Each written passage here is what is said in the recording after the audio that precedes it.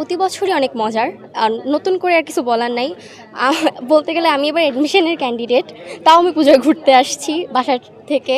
আগামীকালকে আমি গ্রামের বাসায় যাবো, তাই আজকে আমি ঢাকায় ঘুরতে আসছি। ঢাকা সব জায়গায় ঘুরছি আর কি। এই সময়টা অনেক ভালো কাটে, কারণ হচ্ছে আমরা মানি যে মা এই টাইমটায় নিজের বাসায় আসে এবং প্রত্যেকটা মেয়ে তার বাবার বাসায় যায়। তো হচ্ছে আমাদের জন্য অনেক মজার, কারণ আমাদের বাসা ভর্তি লোকজন থাকে। বাসায় হচ্ছে সবাই অনেক মানে হচ্ছে যেহেতু আমার নিজের বাসায় দুর্গাপুজো হয়, তো আমি তো খুব মজা করি। আমার কাছে খুব মজা। ষষ্ঠীর দিন থেকে শুরু হয়। আজকে যেহেতু মার বোধন, আজকে আমরা মার মুখ দেখে হচ্ছে পুজো শুরু করি।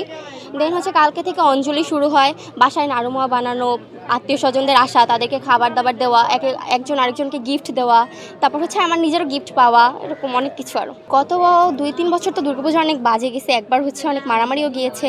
তো তার তুলনায় এই বছর মনে হচ্ছে যে ভালো যাচ্ছে। এবছর অনেক বছর পর এরকমভাবে আবার হচ্ছে। ওয়ালটন এখন দেশের সীমানা পেরিয়ে পৌঁছে গিয়েছে 50টিরও বেশি দেশে। ওয়ালটন, ঘরে ঘরে বিশ্বজুড়ে। আপাতত হচ্ছে কোথাও দেখিনি। আজকে যেহেতু শুরু, এখনো বলা যায় না, কারণ হচ্ছে আমাদের তো প্রত্যেক বছর কিছু না কিছু হয়ে থাকে। তো আপাতত ঠিকঠাকই আছে।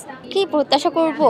আমি কি আর প্রত্যাশা করবো? আমি চাই যে সবাই অনেক ভালো থাকুক, সবাই অনেক সুস্থ থাকুক, আর হচ্ছে সবাই যা যা প্রে করে মার কাছে, সবাই যেন তা পায়। আমি অবশ্যই সর্বপ্রথম প্রার্থনা তো করেছি যে আমার কাছের মানুষগুলো খুব ভালো থাকুক। আমার প্রত্যেক বছরের দুর্গাপুজো যেন এরকমই ভালোভাবে যায়। আর হচ্ছে যেহেতু আমি এখন আমার কেরিয়ারের দিকে যাচ্ছি, আমি চাচ্ছি যে আমার কেরিয়ারটা অনেক ভালোভাবে যাক সামনে।